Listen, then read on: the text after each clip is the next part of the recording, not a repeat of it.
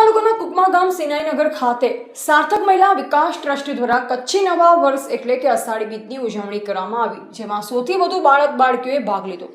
આ પ્રસંગે બાળકોનું ટેલેન્ટ વધારવા તેમજ તેમને શિક્ષણ તરફ ધ્યાન દોરવા બાળ સ્પર્ધા કરવામાં આવી, જેમાં સાંસ્કૃતિક ગીત, સંગીત, ખેલકૂદ, ભજન, રાસ ગરબા કરવામાં આવ્યા। તેમજ જે બાળકોને જેમાં રુચિ હોય, જેમાં જવું હોય, ઢોલ વગાડવા કે અન્ય કોઈ પણ ટેલેન્ટ હોય તો તેની પણ સ્પર્ધા યોજાઈ। વિજેતા બાળકીઓને સાર્થક મહિલા વિકાસ ટ્રસ્ટના અધ્યક્ષ શ્રી હંસાબેન ચાવડા દ્વારા નોટબુક, બોલપેન, મોમેન્ટો જેવી ગિફ્ટ આપવામાં આવી। આ કાર્યક્રમ સફળ બનાવવા સિનાઈનગરના નગરજનોએ સાથ સહકાર આપ્યો તેમજ બાળકોએ સમસ્ત કાર્યક્રમનું સંચાલન કર્યું તેવું સાર્થક મહિલા વિકાસ ટ્રસ્ટના અધ્યક્ષ શ્રી હંસાબેન ચાવડા દ્વારા જણાવવામાં આવ્યું। Reporter N Vishwakarma, Bhachau, Kutch.